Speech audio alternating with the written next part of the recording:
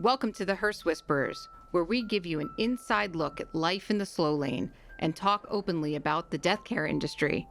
We're here to pull back the curtain on what really goes on behind the scenes in funeral service, from the heartfelt to the humorous, the traditional to the taboo.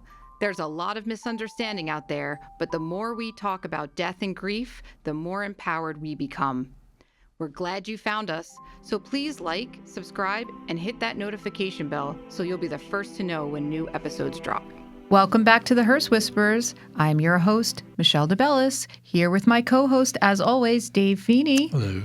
And one of our special guests is back again, Michael Azoulay, CEO of West Bergen Mental Health in Ridgewood, New Jersey. Welcome back. It is so nice to see you guys. It's Great been to a see while. you again, Thank Michael. you. Yeah, yes, Absolutely. Yes. Yeah. So today we're going to do one of our famous news/current events where Dave fills us in Yes. on what's going in the funeral world or funeral adjacent world. yes, And then funeral Michael adjacent. and I will give that.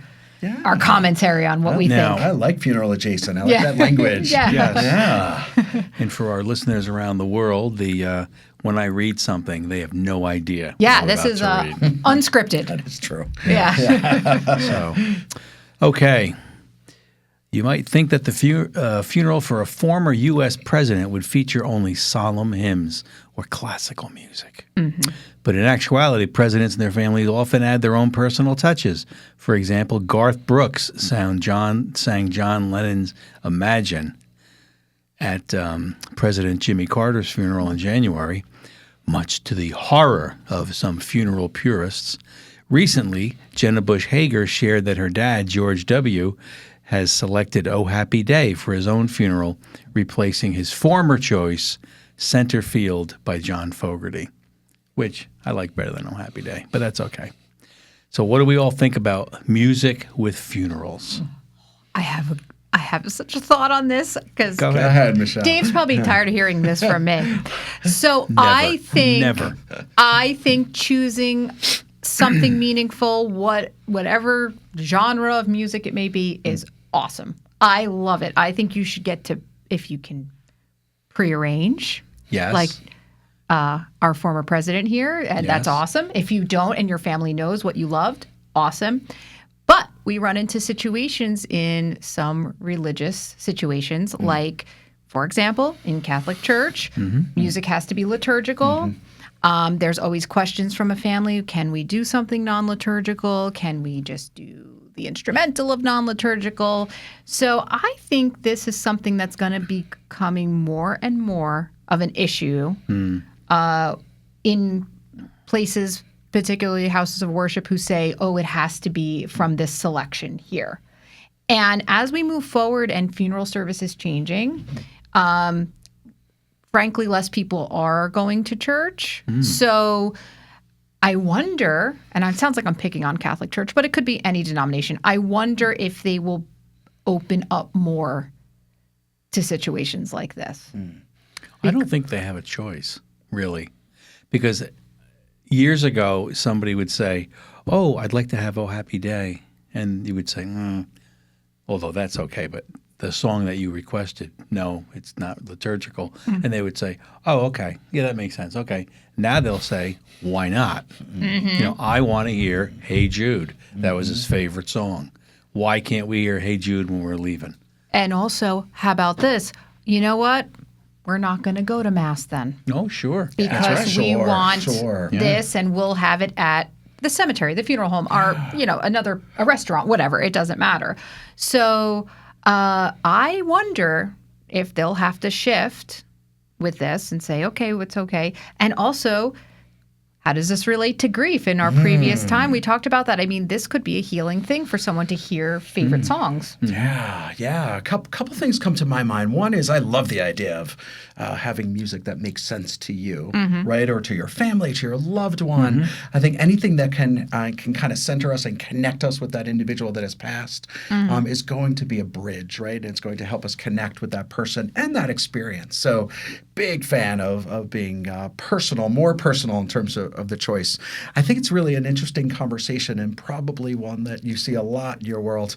As the world changes, the funeral business changes. Yes. Right? Oh, And so, yeah. and coming up perhaps a bit slower behind that might be our houses of worship, right? They're sort of maybe a block or two behind, right? Yeah.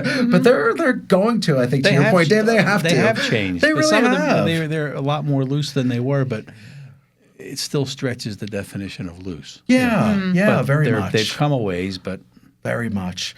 The other thing that comes to my mind on this story, thank you, Dave, by the way, I think it's a very cool story. anything I can do. What is it like for George Bush to sit down and go through his funeral minute by minute, hour by hour, reading by who's going to give a speech, by who's sitting in what row, by what are we thinking about, how are we feeling? I wonder what that experience is like. In many ways, it's sort of the beautiful definition of what you all, I guess, would call pre-planning. Pre-arrangements. Pre-arrangements, Planning. okay, Yeah. The But ultimate. wow, this is the ultimate in right down to, I would like this song, and by the way, it should be the fourth song after the second reading, before the poem that my niece is going to read, and this is the name of my niece, and I never did like the third verse. That's right. That's right. So Exactly. don't forget that. Who's going to sing that, Dad? Well, maybe the Mormon Tabernacle Choir. Yeah, that's right. Probably fly them Mariah in. Carey. Or Like Mariah Carey. some sort of celebrity. That's right. But that's a really good point because that is like the ultimate prearrangement. Wow. Yes, the president. Yeah. There's and I know that there's an office in the White House, and I know it because I'm a little bit of a history nerd. I know that there's an office in the White House that sits with the family, sits with the president, and actually literally plans their funeral down to you're going to die in a hospital, you may be dying at home, do you want to be flown on No Force One to Washington, D.C.? Do you want to lay in state? Do you not want to lay in state? Wow. There are hundreds and hundreds and hundreds of questions, actually, if you really think about it. It must happen very early. Yes, it does. As soon as you're in. Absolutely, yeah. A great book. Just throw it out there. The President's Club. So it's a book about the experience of former presidents. So those that are still living, that are former presidents. In the United States, we range anywhere from 3 former presidents. On average, we have 4 to 5. I think our highest has been 6 or 7, depending on sort of history. But there's a whole system behind the former presidents, and funeral life and the funeral process is part of that system. Yeah. That's an important part, too. Yeah, very much. Just in case. Because it's a monstrous worldwide news story. And so to be sitting with a family then who says, I don't know, we didn't think about this. Yeah. Not sure. Well, think. Do you want to be at the National Cathedral in D.C.? Yeah. Not sure. I don't know. He was Episcopalian, so he might want an Episcopalian service. Yeah. Or, whatever that is, in terms of their own background. Yeah. Wow. That's big. Yeah. Amazing. That's very big. If Garth Brooks show up, no matter what you want, you get it. Yes.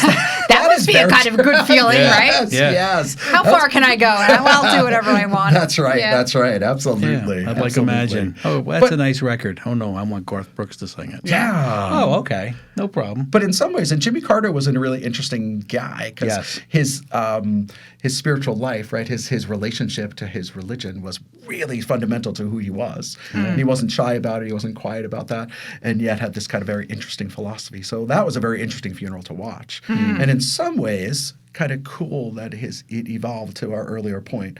Society evolves, funerals evolve, even funerals of presidents evolve. Sure. And so how do we feel about that, and how can we wrap our thoughts around that? Yeah. It's really the question. Right? Yeah, for sure. No, that's for sure. Okay. All right. Next story? Next story. Let's see. Yeah. Okay. Is this free speech? Now, this is so controversial, which we always do here at the Whisperers. You are not afraid. We are not afraid. No. A Colorado family is fighting a cemetery's order to remove a headstone that has displayed inappropriate images, and it's 2 middle fingers, for almost 5 years, and they are not happy about it. The sisters of the 2 brothers buried in the plot argue that the carved symbols speak to the character of their entire family, and they're refusing to remove the stone. The cemetery says that now that they've received a complaint, they must address it, as the monument is profane or offensive to the general public.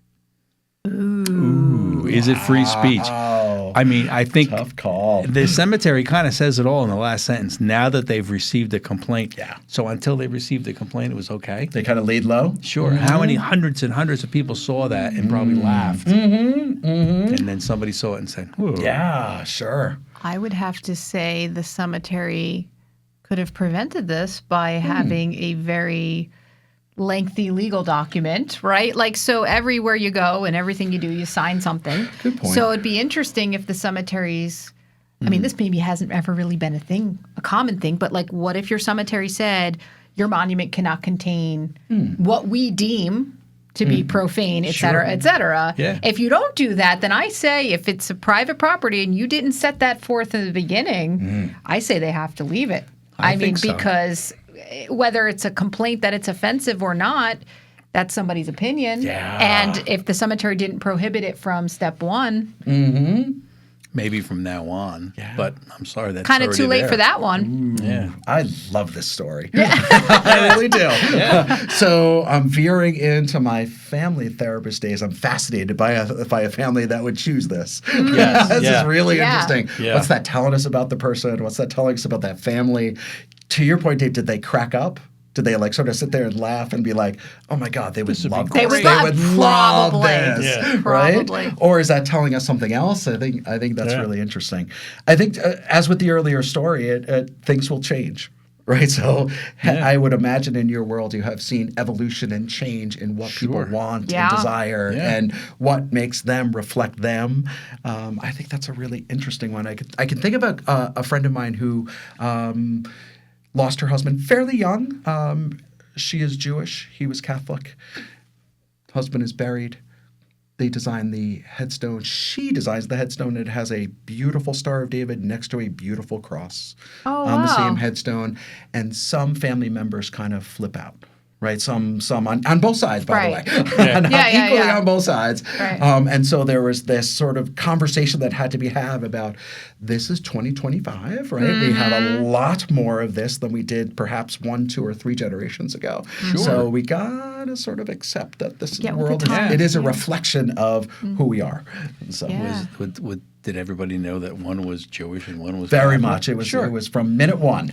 Where's the surprise? Correct. Correct. Yes, absolutely. And a lot of people have probably seen the news stories or clips like where there is a family dynamic that's like a negative one, and someone writes like a mean obituary. Yes. And it's like, wow, can this be? How did the paper publish this? And this is but free speech, right? And then if the paper didn't prohibit it, it's not prohibited. And would we put that on our website if it was Feeney Funeral Home? The Feeney Funeral Home website. You know, I mean, it's a tough call, but at the same time, I want to link it to the grieving process.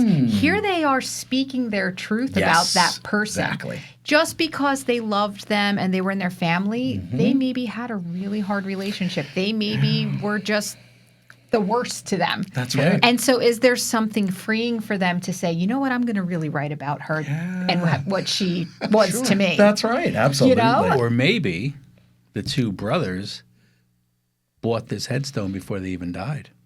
Oh, you could do that. You're absolutely. Yeah. And that's really Sure. them speaking their truth. And it was really, very much. Tough truth, but truth. It's a tough one, but it's a good one. And I hear your point in terms of what is your experience of your loved one and how do we reflect that? Yeah. And right. Now we're talking about this kind of exaggerated example way over here. Yeah, but, that's like, But maybe not. Maybe not. There's a lot of mixed.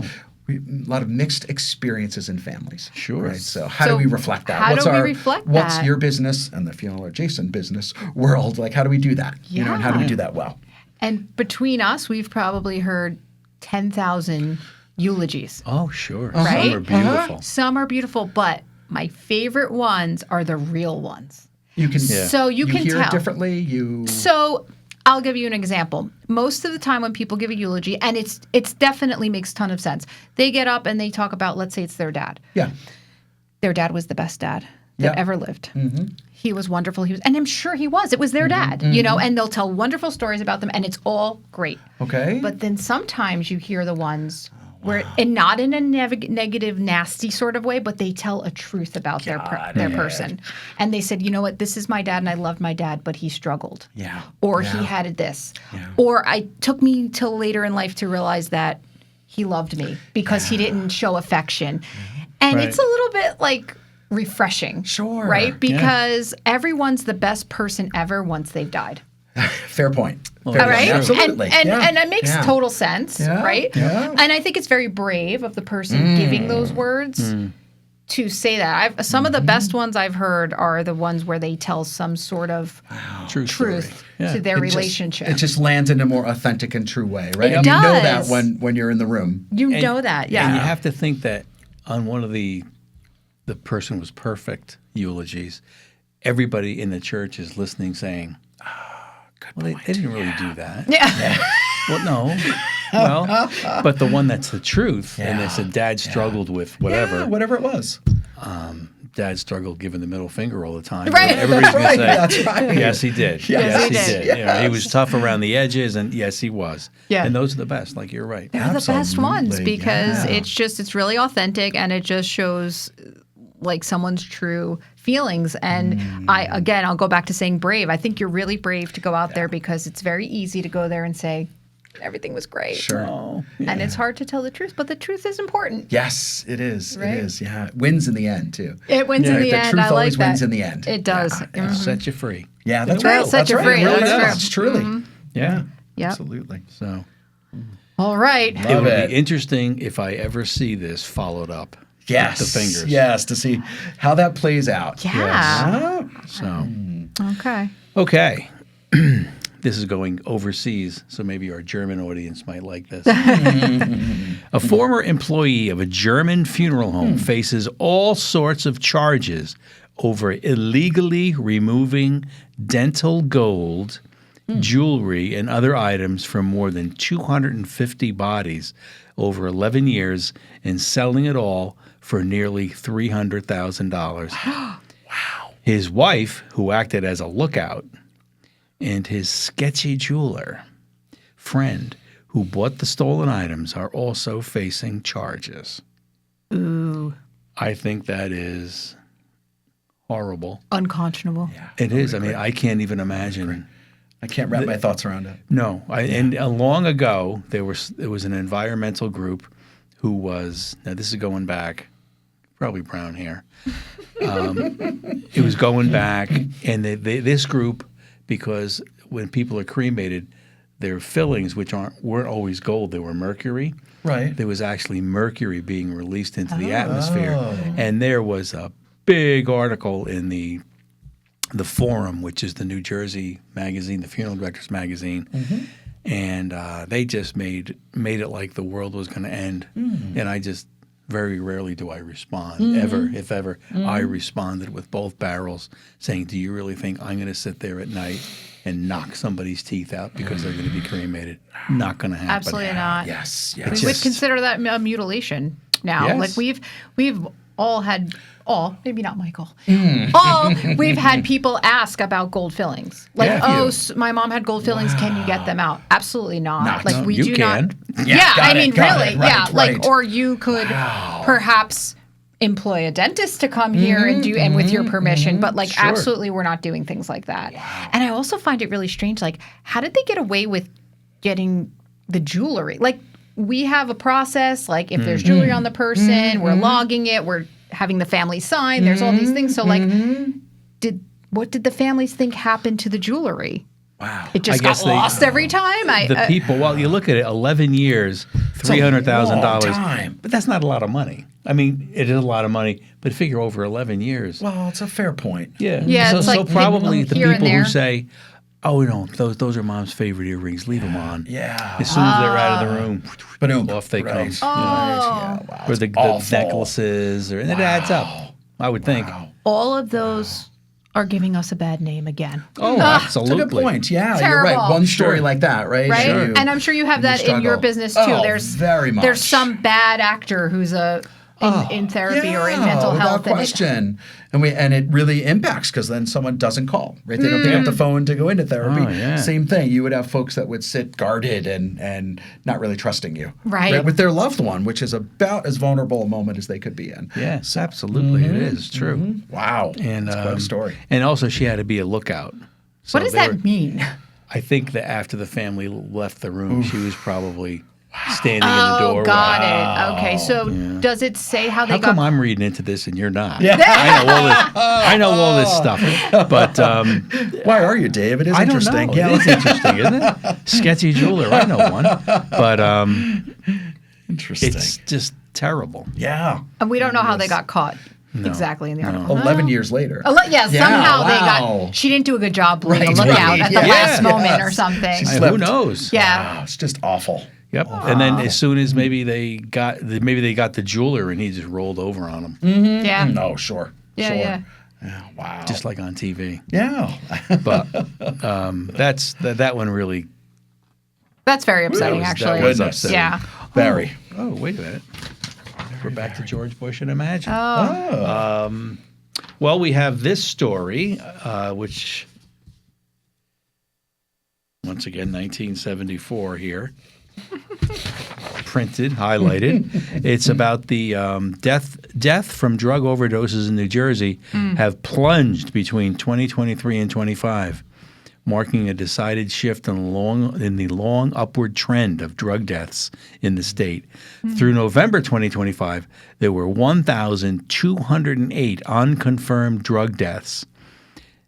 In 2023, it was 2,391. So this is the figures from the Office of the Chief Medical Examiner, the state medical examiner. And in 2024, there was 1,711. So you can see they're going down. Let's see. They talk about Naloxone, the drug. Yep. And that's apparently saved a lot of people. They 8,844 doses were administered between January 1st and October 31st of 2025. So I'm sure that's one of the main reasons for the Huge. Yeah. That's a very big reason, and the training has been wide and far around that. Naloxone? Every single police car now has Do it. they? Yeah, because they're the first. They're the first to respond. And that's very So, successful. very successful. Very successful. Very easy to use. You can't mess it up. You can't hurt someone. It's really been an effective intervention without question. And am I correct in saying, because I feel like over the past year or so, I hear a lot of commercials about it. Like, is anyone can get it over a certain age? Without question, you can have it in your house. You can have it in your business. You can have it in your school. Yeah. You can have it where Free of charge. Correct. Right. Correct. Yes. And very simple to use. Very. So everybody should have it. Yes, that's what I mean. You cannot mess it up. Right. You really cannot mess it up. And you don't need to can't be a hurt medical someone professional. who didn't need it. It's not going to No, hurt someone not if at it all. wasn't. Okay. Not at all. That's interesting. In many ways, Yeah. it's sort of the miracle of that world. I mean, it really. My guess is that's a large part of what you're seeing. So what here. happens with Naloxone? Not chemically, but when you administer it and somebody's unconscious, to take it just a couple seconds to come back? It does, yeah. It reverses the effects. Yeah, absolutely. In the meanwhile, 911 is rolled, right? And so the EMTs are rolling. But if it all works well, and it often does, that whole process happens before the ambulance ever arrives. Wow. Where they're kind of reversed out of that process. Yeah, Wow. it's really amazing. Yeah, it really is. Tends to be a fairly small, in small towns too, tends to be a small number of people that need it. Meaning it tends to be there's just a handful of folks that struggle with that particular issue. So the police tend to know who that is. Right. And tend to respond well. Right. Yeah. So that's awesome. Yeah, it's Good amazing. news. It's a win. Yeah. Well, while the decrease is a cause for optimism, the tragedy of drug overdose death has not disappeared. Between December 22nd and 28th, 2025, for example, Christmas, 20 unconfirmed drug deaths occurred, according to the state medical examiner. Half of those reported were white, while 7 were black and 3 were Hispanic. Men are still more likely to die of overdoses than women, according to the statistics. Ooh, and why is that? Do you have an impact on that? Men tend to struggle more with addiction. Men tend to actually struggle with most psychiatric conditions, with the exception of depression, although I don't believe it, to be honest. Yeah, I think that men underreport depression. So I'm going to put that stat aside for this moment. But it tends to be a much more male-oriented issue. Whether that's a brain issue, a neurological issue, associated with gender, it's hard to tell. Okay. And Dave, was that you said Christmas? So was that? Well, through they didn't say Christmas. I did. But the 22nd through the 28th is Happy Holidays. Well, that's what I wanted to tough time get of to. year, The tough time of year for grief. Sure. Yeah, for your world addiction. and our world. Yeah. Right? For our shared communities. Yeah. Absolutely. The Christmas is a very hard time. Very, very, very hard time. Right. Right. And some people struggling with what you think life should be, could be, struggling all the way from I'm disconnected from those I love and can't spend time with them in a ritualistic way, maybe on a holiday that makes sense to your family, or I'm forced to sit with my family on a ritualistic way on a holiday. And be happy. And so, That's stressful. and be smiley and happy. And so we have sort of it's a bell curve, and everyone's under the tent together on that. It's a struggle. Really, it can be a challenge. You wonder why, I'm thinking. You're pondering. From the hip. Why there hasn't been a major movement to not be happy at Christmas, but maybe be more realistic happy. Consumerism, not just walking. you mean like pushing us to be happy and buy things? But you still can sell everything and, buy all the stuff you're going to buy. But maybe not just throwing your happiness in your face. Oh, yeah. Because you're not happy. The holidays are hard. And you're right. The world tells us that we should be feeling an 8 or 9 or a 10 on a scale of 1 to 10. Yeah. Right? Every commercial, everyone we hear, everything we see, every lobby we walk in tells us that we should be feeling way up here. Even if you're having a pretty good day, a solid 7, which in January would be perfectly fine, would be an okay day, you feel this deficit. You feel like, wow, everyone around me is feeling happy. Everyone around me is celebrating. Everyone around me is going to holiday parties. They're not, but the feeling is that everyone around me is, and so there's this gap. And so, it's a really hard time of year. And I think, and to your point, it's consumerism. You can buy what you want and do what you want. But I think there is a stress to that for people who can't keep up with the Joneses, right? Like, especially if you are being Santa. Absolutely. Or you have to buy a lot of gifts, or you are doing that. You have that like, ooh. And I think that's like very stressful for a lot of people, especially in this economy, right? Like people. And that can put extra stress, which maybe if you're struggling with a substance abuse issue, there you go. May escape for a while. You're dealing with grief. That's right. It makes it more pronounced. So, I don't know. So can we make Christmas calm again or something like that? I think you should start promoting that, Dave. Or holidays. I should say holidays. Make holidays calm again. Yeah, it's true though. And especially, I think, off what you said, if I walk into some lobby and everybody's having a great time, even though they're not, right? But everybody's putting on the dog, and I'm having a 7, my 7 goes to a negative 12. Very much. Sure. Sure. Yeah. What's maybe wrong not with for me? everybody, but what's up? Yeah. And Facebook is great for that, especially around the holidays. Social media. Sure. I don't think anybody on Facebook is sad. Around the holidays, everybody's having the best Christmas ever, and I had the family over, and and perfect presents, and look what they got me, and people who aren't happy are just devastated. Yeah, very much, very much. Yeah. Tough. Yeah, tough time. Very tough. So I don't know. All right. But there's nothing more with this story. Okay. Right. We have. As you can see, we're getting down to the end of the news all right. items here. Let's see. I like it. Let's see. We have a Kentucky bill seeks to prevent cremation of unclaimed Jewish remains through contact with Shabbat. So, having not really read this, I would think that in Kentucky, when they have unclaimed human remains, they get cremated. Okay. And then the Jewish people or the Jewish religion, who really doesn't do that often at all, is trying to change it. Okay, so that brings up the thought of, what kind of rights do you have?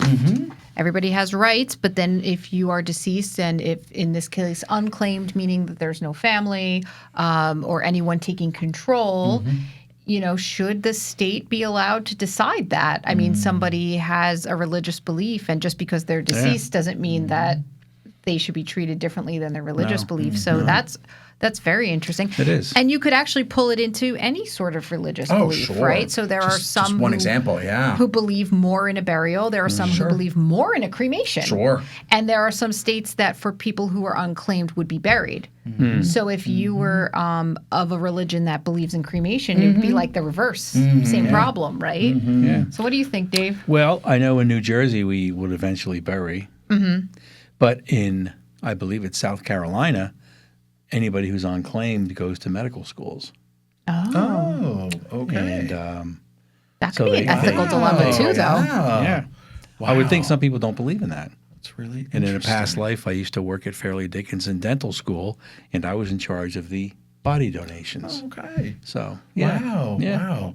I think this is such an interesting one. I have an interesting perspective personally. I think, on my mother's side, both grandparents went to medical research. Oh, Both went to okay. medical schools by their instruction in their prearranged funeral you documents. go. Very Said good. we are going to the University of Miami Medical School. So that was kind of interesting. And I remember being young and having my mother sort of explain that to me because that seemed like a strange concept as a kid. Yeah. And but ultimately coming around, again, very authentic to who they were. They're very authentic about education and Sure. helping others. And so it was very authentic to them. yeah. I've been a little bit in this world on the Jewish side with a close friend of mine that I grew up with, whose father passed away, and it was a father that the family was not particularly close with. He was Jewish, so we had to go. She had to go and identify him, which I guess is a thing in New Jersey. Yes, prior to cremation, you should have an identification of the Okay. person. Yes. Just to Okay. make sure. It's actually a very good thing. Part of the Okay. state law, yep. All right, because so now- that's yeah. a law. So Yeah. I volunteered. She asked me to come with her. So we go to a Jewish funeral home, and she is feeling uncomfortable because they are going to request cremation because it's not typically what Right. that community feels comfortable doing. So I sort of went along to be a support during the viewing, and I think I also went along to be a support during the time that we were going to sit with them and asked for a cremation. So I, being a little bit on the chatty side, I sat there and said to the funeral director, who was very, by the way, professional, warm, very nice. I said, what percentage of folks are doing cremation? I realized that's atypical. And he said it was a single digit. This was I think I seem to recall him saying 6% or 7%, something like that. There's just such a strong cultural norm against it or just discomfort. So I can see where then we lay social policy over that, right? And wow, where do we go with that? It's a very, to your point, there's some cultures and religions where we would want to be cremated, not just cremated, but cremated within a like in rapid amount of 24 time, right? hours, yeah. Sure, and how does Yep. social policy and laws work around that? And so, Oh, I'm glad you what's the brought that challenge? up because in New Jersey, you must wait a minimum of 24 hours Okay. before a cremation. In addition to that, identification needs to be done, signatures on death certificates, Yep. authorizations, all of that has to be done.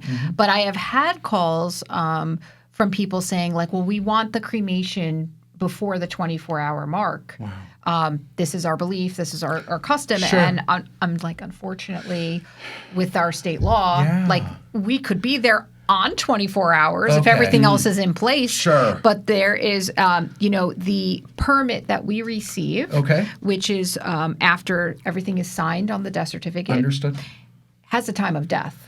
And so the crematory knows time of death was this point. Okay. And so there's a very strict law with Simple that. math. Simple math, right? So it does bring up what you were saying, like, how do you interlace a law with people's customs, religions, norms? Very much. It's very was- interesting. I was told once that one of the reasons that it's 24 hours is to give police or anyone, if there's a scintilla of doubt, give them 24 hours to like claim the body. Right, if there's any suspicion. Yeah. That's or very interesting. Wow. I remember when I was younger, again, gray hair, white hair, brown hair. I got a death call in Patterson, and it was in an apartment house. So I went out alone, and I had the stretcher and all that. And I get to the apartment, and there's this sweet little old lady. Her husband's dead, and we're talking for a few minutes. Butter wouldn't melt in their mouth. And then the police said, well, the medical examiner is going to be taking the body. I said, oh, and she's like, oh, the medical examiner, oh, David, oh, blah, blah, blah, blah. So the next day, I got a call from the Passaic County coroner's office that she was arrested because she gave her husband enough poison to kill a horse. Oh, my God. Yes. Wow. Yeah, that was amazing. Wow. I said, do you mean Mrs. So? Yes. Wow. There's no way. No She way. was so nice. She was so nice. But I was told that's one of the reasons. Just in case something happens, so interesting. they can't say, oh, we already cremated. Yeah. It happened 8 hours ago, right? Yeah. The body So is you got no a day. longer You with have a us. day.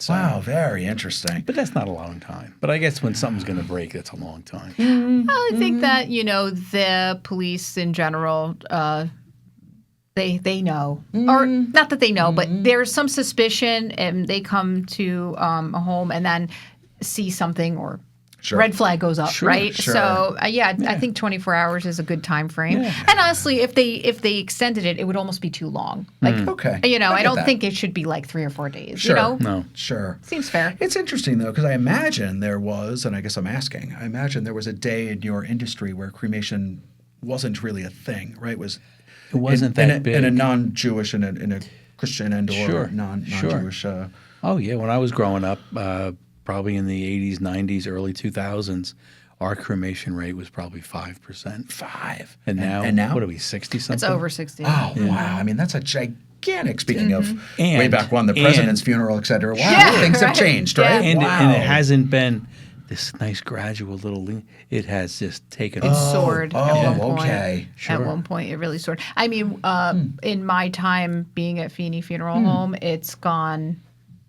Yeah. To me, it's been so increased. Okay. And that's only really over the last 10 or 12 years where cremation was a thing. We Sure. did it. But we would have like our calendar for a month. We would go to the cemetery 10 times, 12 times, whatever. And now we're like Oh, wow. reversed on that. Yeah, I mean, if you're talking about north of 60%, you're talking about majority, right? Oh, yeah. absolutely, Yeah. absolutely. And we were talking earlier whether we do a full service funeral or less than that. In the end, more times than not, the end disposition is now a cremation versus a ground burial. By far. Yeah. Yeah, it's interesting. So then how do we have, of the news story, how do we have a social policy that both follows the majority trends but also is respectful of particular cultural backgrounds and There's for, so many. for good reasons, by the way. These but there's particular so many cultural different ones. backgrounds. Yeah. I think one of the only good things about New Jersey's policy is that in some office somewhere they have a record of every unclaimed person where they're buried. So in case cousin really? Louie comes out of the woodwork and says, "Hey, 2 years later. 3 years later, whatever, interesting. where is my uncle?" And they'll see. say, "Oh, he's in Holy Name Cemetery, Okay. right here, bump, bump," and they can get the uncle back up. Wow. Because we do have an old phrase in the funeral service, Michael. You can't uncremate someone. Fair point. Fair point. Yes. Yes. Yeah, I can see that. So- I can see that. Wow. And Very interesting. That's a big thing. But so we wrote this story right now. Having not even read a thing, we wrote the story. Yeah, 100%. Yeah. But we used to have, going back to when we were 6%, we would go to Newark Airport 2-3 times a month to bring someone who had passed away in Florida, because people would retire and move to Florida. sure. They'd live a year or two, and they never really got their life going down there. But now they retire to Florida. They're down there for 20 years. We never go to Newark Airport Yeah, anymore. so that's Huh? really an interesting point. Really? So Yeah. people very infrequently come back. They may even have purchased a grave Up here, sure. Up here. up here. Yeah. Okay. But they will overwhelmingly be cremated there. And sometimes maybe the family will take their cremated remains and bury at the cemetery. Okay. But the days of like, we've got to get the person back up and do the whole funeral How do we here. coordinate that? How do we? Oh, yeah. Wow. We sometimes get calls from people saying, "Hey, I have like 10 plots at XYZ cemetery. I want to sell them. Do you know anybody?" And we really don't get involved in that, but they don't even want the space Very anymore. interesting. Because they've already determined, we're moving away. So it's the whole cultural thing that surrounds Sure. what Yeah. we do for funerals and Yeah. the changing of, even with cremation becoming more popular, a lot of it has to do with people spreading out. Families In used their to stay world. in their world. So families used to stay closer, Yeah, actually, like sure. geographically. Oh my God! Aunt Jeannie lived across the street, Right, right? yep. And cousin Bill lived a minute down the Yep. road. And Everybody was in like a Yep. small radius. Sure. Now, even close relations like children are all over the country. Yeah, sure. So children are like, oh, well, we don't want to have mom buried like here because we live all around here. So let's have a cremation and then we can portion the ashes and each keep a piece. I mean, it makes sense. It really does. But it's like we have to, in our industry, shift to what people want. Yeah. You know? Yeah, it's a common theme we keep hearing. It's not easy. We've been talking about that this We're afternoon. shifting. A lot of shifting happening here. Your world, whole world is reflects shifted. society, right? It reflects where the world is. Sure. And as it changes, you pivot. Yes, right? 100%. Your industry. Can't help with that. Yeah. Very interesting. The our business has changed. You've seen a Unbelievable. huge change. Yeah. Very interesting. I know when after my father retired, he'd come in once in a while just to say hi. And the one time he came in and he came around the office door, which is now part of the big room, I went like this, sit down. And I hung up and I said, do you remember whoever it was, the O'Malley family? He said, the O'Malleys. I said, Frank O'Malley died? Oh, yeah, Frank O'Malley. I remember that. Blah, blah. I said, well, that was their son. Their mother's sick, and they're looking at all different funeral homes. And he said, well, why would they do that? All the O'Malleys always came to Feeney Funeral Home. Yeah. And even when we had our first place in Patterson, they'd go that far back. Got it. And I would just say, welcome to the new world. Everybody looks around now, which isn't a terrible thing. But it wasn't what you were used to. Have this like loyalty or relationship that you build with a family, and they just kind of say, "Oh, well, we've always been with Dave. Like we're going." right. That just doesn't quite exist anymore. I see. Yeah. quite. Wow. Yeah. Very interesting. And it happens with us now. We'll have sometimes. somebody who says, well, we're with you. We always used some other guy, but we thought we'd give you a try. And I always think it anyway, but you probably don't because you're used to it. I always think, geez, what did they do? Yeah, got it. And sometimes it's nothing. And we've had people not come to us. And then they'll explain later on why they didn't come to us. And it's always a good reason. It's just that. Well, we've even had funny. ones where people, this is going to sound strange, but it makes a lot of sense. We've had people not come to us and we would be like, oh my God, did something, but like just what Dave said, what happened? Yeah. And we've had people say to us, we couldn't walk back in there. Oh, okay. Yeah. It was Too traumatic, especially too if it hard, was too like a difficult. traumatic death. Sure, and they were saying, sure. it was just, we love you guys. You're all great and everything's great. But like, and then to us, we're like a little like, oh, but we wanted to help them. Yeah. And we know them, Yeah. but we also have to be understanding of their feelings. So it's interesting, like that grief of not wanting to come back through that door. Yeah, you those get it. psychological reactions. They really get it. Yeah. Really get Yeah. it. Absolutely. Yeah, Absolutely. That's a You're right, to your That's a point, tough particularly if it was a difficult one, age-wise, or just how the death occurred, or Yes. for whatever reason what was going on in that family at the time. Yeah. Wow, and it's maybe really 20 or interesting. 30 years ago they would have come back and dreaded Yep. Yep. to a point where it's not healthy. Sure. Sure. Absolutely. Yeah. But I'm sure they found out that going to a different place, they might have gotten fantastic service, but it doesn't make anything easier. Yeah. It's still It's there. still True. there. Yeah. But- yeah. People do what they do. Yeah. Sure. You try. Yeah. Very much. Yeah. Wow. All right. Any other stories for us? I don't think so. We're good. But just for the Rotary International audience, Michael and I are you're in the Ridgewood AM Rotary. is Yeah. right. Ridgewood, New Jersey. That's right. Yep. Shout out Rotary. Probably the greatest Rotary club on the. Of course. Totally agree with you. Yes. Absolutely. The, Appreciate your subtlety on that one. But Yes. yes, Yes. absolutely. Absolutely is right.